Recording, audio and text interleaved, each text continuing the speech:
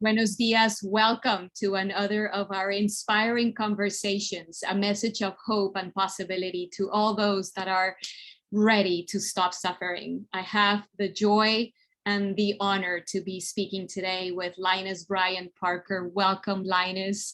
It's really, I am very happy to have you here, and thank you for your time and for your generosity. Lynus is a miracle man. He is a leader, a voice of hope and faith and possibility. Again, he's going to share with us his story as a long hauler, a COVID long hauler for over 2 years already, right, Lynus? Yeah. Years now, yeah. April. He's the founder of a Facebook group that has almost 1,000 members now. It's called COVID-19 Long Haulers Can Overcome. And through that Facebook group and other initiatives, he shares this message that we also share and that we've been offering you all. And is a message of hope, a message of we don't need to wait for our circumstances to change in order to love life. This gift that we all here were granted, the second chance to live and to appreciate this very impermanent and beautiful and ephemeris possibility of being alive. So please join me welcoming Lynus. I would love, Lynus, if you could just give us a brief story, a brief introduction of who Lynus Parker is, was and is today, and why your initiative and your desire to support and help other long haulers in the world. Well, thank you. Buenos dias. Muchas gracias. I'm so glad to be here. And I never anticipated kind of being the tip of the spear. So this was kind of something that I grew into as a result of being here today. I really shouldn't be here. I'm what's called a statistical anomaly. As I was a first phase COVID person, I contracted COVID somehow in May, end of March rather. January, February, March, yeah, end of March of 2020, which is right when, before the pandemic really hit. And so then April 1st, 2020, I was actually diagnosed. And they treated me and they let me go. After 24 hours, they gave me a series of shots and concoctions, almost like what they didn't really know how to cure somebody or what the remedy was, but they did have some limited success with zinc and a variety of other elixirs, if you will. And my oxygen level had dropped very, very low. And that's why I went in. And anyway, fast forward 24 hours later, my oxygen level went even lower and I crashed again. And I was like around 84 on my pulse oximeter as far as my oxygen. And at that point, I went back and that's when they said, we need to give your lungs a rest. And I didn't really know what that meant. And they said, well, we need to intubate you. And I had heard about intubation, but I wasn't really that familiar with it. But I knew that a lot of people that got intubated never lived. It just, that was the end. And I was like, oh, it got very, very real for me because I didn't have any pre-existing conditions. Anyway, to answer your question, I was in a position where they intubated me. It was supposed to be for 3 or 4 days. It turned out to be 32 days. And I was the longest surviving COVID person to date in the Michigan area. Most people after 2 weeks started losing either brain function or COVID moved from lungs to major organs and even amputation of limbs. And at the end of the day, that didn't happen for me. And then when I came out of it and then went through this all, the whole question about why me? Why is it that I didn't die, and that's, I started to reflect on that. And I guess for me, a big part of why I'm doing this is because I feel like that I'm not in control. And while I was in my coma state, I had a kind of a very horrific and torturous dream. And throughout the entire, it was like an ongoing thing. It was like an episode from a Jack Ryan or, series or something. It was just terrible. But at the end of the day, that actually ended up saving my life. And there's a video on Long Haulers site called The Dream. And I talk in detail about what that was. But at the end of the day, I think I drew some parallels to my suffering and what Paul the disciple went through when he was imprisoned, and he was testifying, and he was, even when he was in bondage and in pain and suffering, he was telling people why he was there, what the truth was. And so that's why I'm doing this, because I didn't die. I was left here, and I believe there was a purpose, and that purpose was to share the message of hope. So I'm sorry it took me a long time to get there. I'm a very narrative sort of guy. That's how I tell stories. So, but that's why I'm here. That's why I set up the website.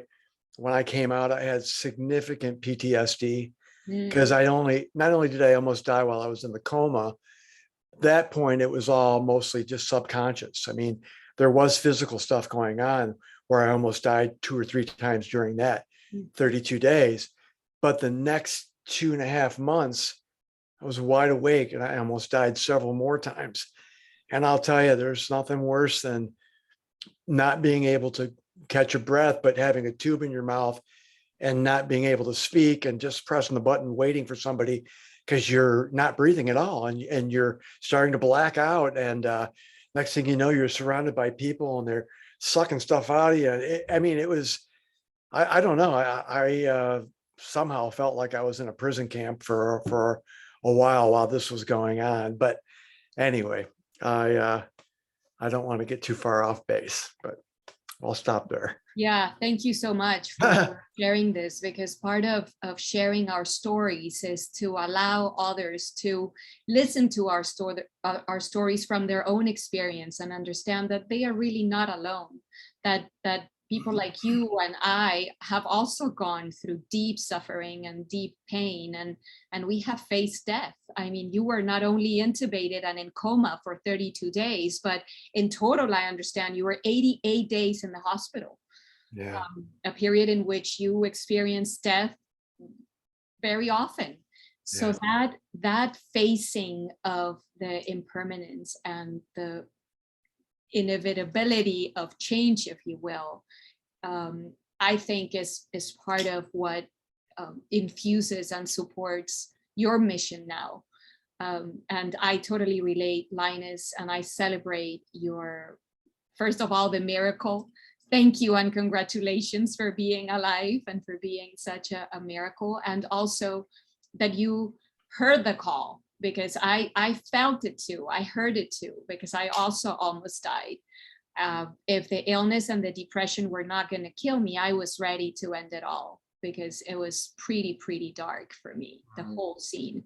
And I also heard the voice, what if you could convert your mess into message? What if there is a higher purpose in all this pain? So thank you for sharing that. And I would like from here to ask you, then in the months to come and all this, I understand that you have a beautiful family, a beautiful marriage. You celebrated shortly ago 33 years of marriage. Congratulations. That is also such an example and an inspiration for us all. So what role do you think your closest relationships played in your whole process, in your healing, in your recovery? And I ask you this because we people here listening to you, we all have experienced different things regarding relationships. Before we started recording, I was sharing with you how I lost my marriage in the peak of my illness as a long hauler. I was asked for divorce. several friends and even relatives distance themselves, and that is happening to many.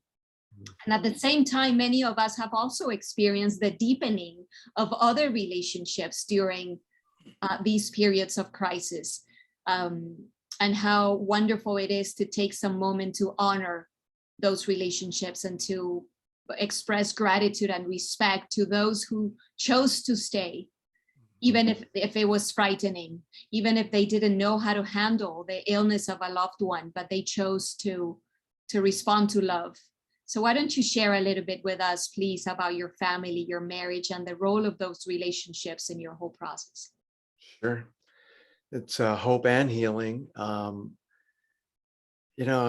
blessed to have a wonderful wife and daughter, as well as brothers, sisters, and a whole community of people that got behind me during this event. COVID during the first phase prohibited anyone from being directly able to see, touch, hear, smell, whatever. You couldn't even go to the hospital. I didn't see my wife for more than 77 days, or my daughter, while I was in the hospital. So it was almost 3 months. And that was during, all of these, the time where I thought I was going to be, not here even after death. So it played a critical role. One of the things that I did after I found out that I had to be intubated was, I knew how serious it was at that point, because the doctor said to me, because I said, well, what are the alternatives to this intubation? And he said, well, Mr. Parker, this is your best chance at survival. And 2 weeks previous, I was doing yoga, and I was 215 pounds. I was pretty strong, muscular, played soccer in college and throughout my life. I had no physical limitations, and I'm in my late 50s now, and was competing, aggressively with, competitively, not aggressively, but competitively, with golf and even playing soccer and different sports, it was great. But I went to Facebook, and after I prayed, I called my wife and daughter, and then I went to Facebook and I just said, they want to intubate me, and I don't know what's going to happen, but I pray that God's will be done. And that was it. And so as I came out of the coma, and as I moved from the ICU to another facility that was designed to help people become not dependent on assisted breathing, because that's not what the ICU does. There are specialty places that's what they focus on. They're level 1 trauma centers, and so because people die there, so they have to be level 1. So it was during that time when I was laying there, not being able to communicate, having to write things down, not knowing how much atrophy I had suffered during that intubation period of 32 days. Because on TV, people are coming out of comas after years and they're walking around in the next episode. It's like, I had no idea that it was difficult for me to pick up my iPhone. I couldn't even, it was like, what the hell's going on? I didn't get it.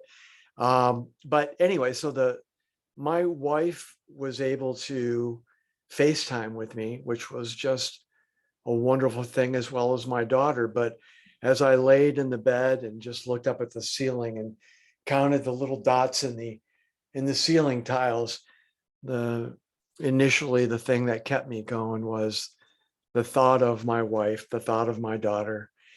And I continued in prayer saying, I've lived a blessed life. I have a daughter, I have a wife, I have 30 plus years of marriage. We've been able to travel, and I've lived such a rich life that if this is the end, what more can I ask for? I've been blessed, and and so, but it was that strength from my family. And then, not knowing this, my wife had actually reached out to Facebook, because when I put down that last post, people started pinging, hey, what's going on? What's going on? And my wife started providing updates to people. Mm. And then all of a sudden it went from 20 people to 50 people to 100 people to hundreds of people that I didn't even know in Arizona, where my aunt and all my cousins live, in Minnesota, where well, some of my stepmom's family is from.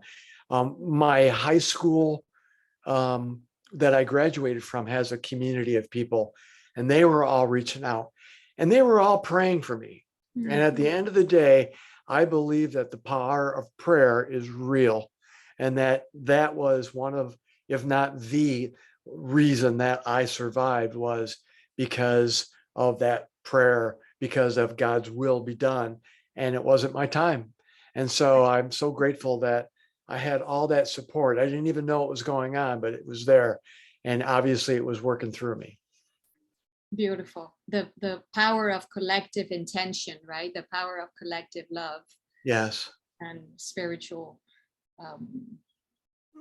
That leads me to my next question, and is a beautiful unfoldment here in our conversation, because I wanted to ask you, what is for you, based on your experience and also what you have witnessed these years with all the COVID long haulers that you have been in touch, what do you think is the role of spirituality and inner work, Lynus? Inner work understood as the mindset, the level of trust and faith, the belief, the attitude, the approach, the role of those things in healing, in recovery, in overall well-being.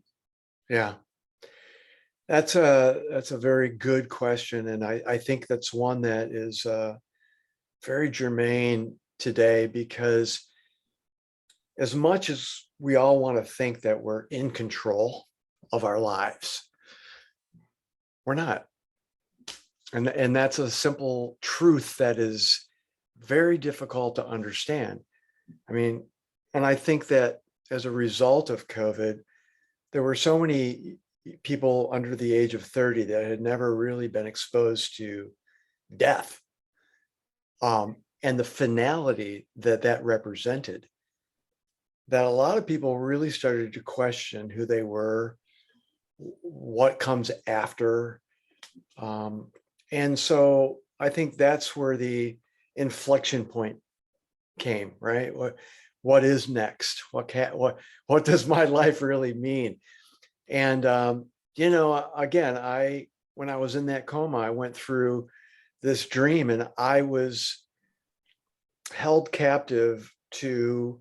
I was being held captive by these people that were trying to steal my identity, and they had strapped me down, and they were killing me slowly by cutting off my oxygen, and I was strapped in this chair.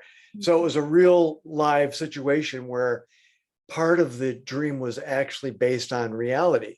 I was intubated, and they did have to tie me down because I was so active. I was trying to pull the thing out, so they had me strapped in. So that was based on reality, that portion of it. But in my dream, these people were trying to steal my identity, and they were trying to trick my family into giving them information. And that was based on reality also, because my wife was calling in on the iPad. They were trying to stimulate my brain to make sure I was still alive, and no brain function had diminished. But anyway, the reason I mentioned that was because through that experience, I realized that I was trying to figure out a way to get revenge on these captors, that they were holding me. And I was angry. Well, how could somebody torture somebody like me? Why am I dying like this so slowly? And I'm in pain. I'm going to get back at them. If I could just figure out how to get to the Wi-Fi, or how I could, and I was going through my mind, and this is going on for days and days of me trying to plot and scheme, and I was mad and angry. And at the end of it, I got to a point where my breathing felt very labored, and all of a sudden it just dawned on me. I'm like, what am I doing? Why am I feeling all this anger and angst and want to do revenge. And all of a sudden I started thinking about, God didn't come into the world to save those that are already righteous. He came in to save those that are sinners. And that's all of us. And it's like all of a sudden, just through thinking about that and thinking about, while we were all still sinners, God gave us his only son, who then was crucified, and so that we could have redemption, not only in life, but even after life. And all of a sudden, I just felt like this burden of anger and resentment, and it all just dissipated. And I felt a warmness about me. And I said, Lord, forgive me for my disobedience, for holding on to that anger, trying to control something that I can't control. And, I don't know how much longer I can deal with this breathing thing. And if it's my time, I ask that you would accept me into your kingdom, and I forgive these people. And I pray that they would understand that what they're doing is wrong, and they may come to know you. And I'll tell you, it was like, I just felt almost like there was this warmth, this white light. I'm not going to say I went through the tunnel or any of those kind of things, but there was a moment after I kind of surrendered where a peace came upon me, and I felt a warmness, and there was a white kind of light. I don't know if it was a nurse looking into my eyes or if it was somebody with a flashlight. I don't know. But what I do know is the next coherent thought that I had was them waking me up, and I was awake. I was alive. And I was like, I couldn't believe it, and then I remember the first coherent ability to actually write something down was, how long? And they said 32 days. Oh. I was thinking 3 or 4 days. And I was just so grateful at that point that I was still there and whatever. And that was the, it took another week or so in the ICU for me to get to a point where they could, then move me and stuff. But yeah, the spirituality part of my journey and all of our journey is having the understanding that what we have here on earth is finite. There's a start point and there's an end point. But for those that have a strong faith and understand God's truth through his son, when that start and finish of this earth ends, there's another chapter that's forever, which is, come on, that's awesome, right? And so, that's I think the takeaway. And that's, I think, why God left me here on earth, was so I could share this message with everyone, that what we have here is right now. We need to enjoy that, but we also need to make investments in what's eternal. And if we're not doing that, then we need to consider why not, and maybe look at understanding a little bit more about it. So then you can make a decision. I've made that decision. And if it was my time, I was okay with it. Because it's not in my control. And that was the other part, is that you need to understand that you can only control certain things, but ultimately what is written is already written as far as when we live and when we die. But we have our own free will and can decide what happens after we die. I think it's very beautiful what you say about surrendering, and the beauty and the power that really letting go has. When we declare to God, to life, to divinity, here I am. Yeah. I'm letting go of control. I'm letting go of that fake sense of I have it all figured out, and show me the way, show me your will. Mm-hmm. And here I am. That is very powerful, and I experienced it as well. Thank you so much for sharing that. And also what you say about most of the things that happen to us in this world of form, in this impermanent experience, are totally out of our control. And you and I were talking before recording as well, that there is one thing that we do have control over, and that is how we respond to what happens. And I have offered that in my message also a lot, and insisted, because that happened to me when I was so devastated and feeling like a total victim of life, Linus. I was just asking repeatedly, why me? Why now? Why this? Right? And all of a sudden, I understood that I had no control over anything that was happening, but I could choose how to respond to all that. So I had basically two options. Either I succumbed to the whole misery and died, or not. Mm-hmm. And right there, it was when I decided to give thanks, as you were saying. You get up every single day and you give thanks for another breath, for another day. So I wanted to ask you if you could elaborate a little bit more on this, the power of choice, that aspect that we do have control over, actually. Oh, yeah. What has that meant for you and in your recovery and in your whole process? Well, I mentioned the situation where my atrophy was quite extreme. And I'll tell you how I found out.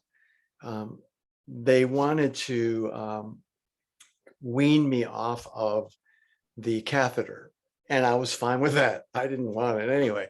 So they handed me this device. It was this little weird shaped plastic thing, but I kind of understood the concept, right? You know? So anyway, after they left the room or whatever, I had to go. And so I thought to myself, okay, I think I get this. You know, as a man, usually you stand up and you bend over or whatever, and you do what you got to do. So I was on the bed and my leg kind of flipped down and just gravity took it down, and it was actually flat on the ground. So I thought, all right, I'll just stand up and do my thing. So I went to stand up. I had no strength. I did a face smack and hit my head and tried to brace myself. I had no strength in my arms. And I don't think I cut myself, but I think I had my lip maybe got swollen. But all of a sudden, the bells and whistles and everything were going off. Next thing I know, they're sending me down for a CAT scan to make sure that I don't have any brain damage and this, that, and the other. And I say all this because when I came back upstairs after the CAT scan and whatever, I think there was about 2 days of me just not being able to speak, but almost just crying to myself, thinking about my rock climbing and volleyball and all my different activities that I was involved with. You know, why me? What now? I lost everything. I've worked hard throughout my entire life to gain the coordination and all this physical acumen, and it's all gone. And so I had this little pity party for 2 or 3 days. And I think it's normal, especially with long haulers, to get to a point where you're focusing on what I don't have, what I did have, what I don't have. But that's kind of akin to being in your car when you're driving this way and looking over your shoulder. Guess what? You're going to go off the road and you're going to get into an accident. You can't move forward when you're looking backwards. But sometimes you can look backwards and then look forward and remember what was behind you, but you're still moving forward. And that's my message is, you know, what you had is what you had. And when you, as a yogi, like yourself, you go into each practice with a cup, and the cup isn't already filled with water halfway or full or even empty, or actually, yeah, it's empty. You just go in and you, whatever goes into that cup that day is where you are. And you know, so you don't have an expectation. And I think that just in general, we all have expectations of our physical and mental and even spiritual capabilities, where we are, what we've done.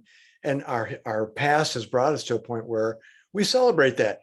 And all of a sudden that's gone. Even with our relationships, you start questioning everything. So for me, I had to get to a point where I had to actually experience a physical issue to emotionally and mentally understand that I couldn't continue to move forward if I was looking behind me.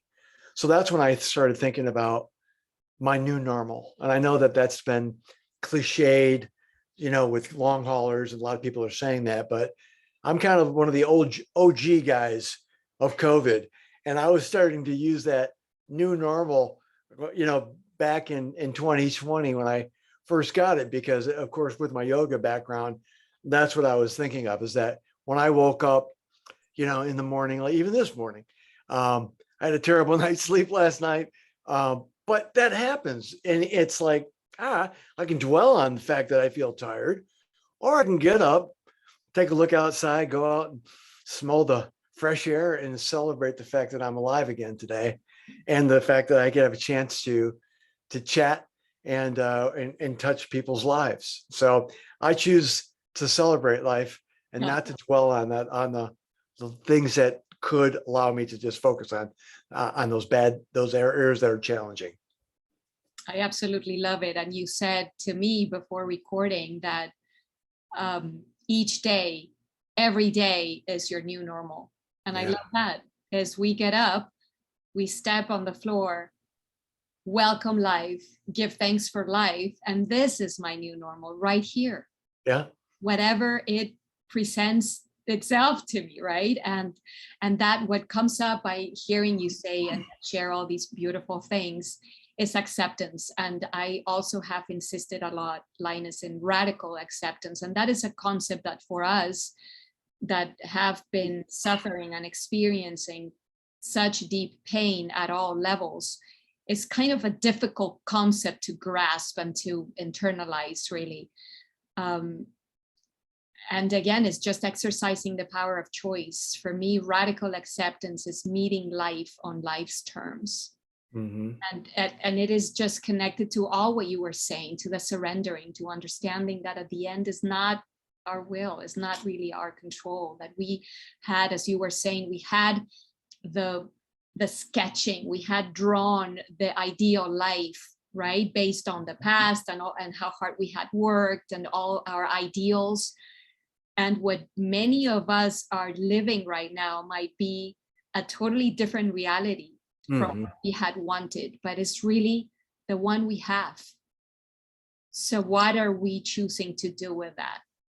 Exactly. The one thing that you and I have in common, and all the people that are listening to us today, the one thing we all have in common is that we were granted a second chance to live. So what are we doing with that? So just to end, what would you answer to that? And what would be your last, for now, your final message to our audience? Well, I would say that in hindsight of where I was and where I am, I live each day and I try to reject passivity. I try not to just let things happen. I want to try to, just go out, like you said, and just enjoy life and not dwell on one aspect or another aspect. That's the first thing. I want to accept responsibility. That's the second thing. Responsibility for where I am today, who I'm talking to, what message am I conveying? Am I being negative? Am I being critical? Am I being judgmental? I want to just get rid of all those things. And I just want to accept responsibility for who I am and who I want to be. And I want to not just talk about it, I want to do it. I want to lead courageously. I want to have discussions like this and not be afraid to say that God so loved the world that he gave us his only son so that whoever believes in him can have everlasting life. So I want to be able to lead courageously. And then lastly, I want to invest eternally. I want to invest in things that are not just temporary, but things that are going to strengthen my spirit and allow that spirit to work through me so that I can be an instrument of peace and can continue to bring a message of joy. So that's not just me. If the world was like that, we would be so much further ahead. So, I consider the fact that I have been given this second chance as a calling. And I'm trying to share as genuinely as I can my thoughts and beliefs. I'm not getting into the verses of scripture that a lot of my thoughts are predicated on, but each one of us has the ability to have an impact on somebody else. True. For every one person that's watching this, you probably know 2 or 3 people that are suffering, that feel hopeless. And I think the message is that there is hope. And there's a community of people that are here, not just long haulers, but even people that didn't have long haulers. But even if they didn't have long haulers, they still probably have some of the same characteristics. So what we're talking about is specific to long haulers of the physical aspect, the spiritual aspect, and the mental aspect. But those people that couldn't, like my wife, she had long haulers, or she had COVID, but she couldn't see me, and she suffered in another way. So there's just a lot of suffering going on. So I don't want anyone to think that this message is just, it's so specific to just COVID, because it goes above and beyond that. These are principles that affect all of us. Absolutely. Absolutely. How beautiful. It's an inclusive message. Yeah. Of course, we direct part of our message to COVID long haulers because that has been our most immediate experience. I also share that a lot, but everybody is included and everybody is invited to listen to this call. And there is a part of the suffering that is unnecessary. Believe us. I mean, Lynus and I are here to testify. We're not only survivors, we are thrivers. We learned to not postpone joy. Again, to even in the midst of pain and hardship, to give thanks for life and regain the love for life. So if he and I could, you can. Lynus, thank you with all my heart. I send you my admiration, my respect, and my appreciation for what you are, for the miracle of your life, and for your mission.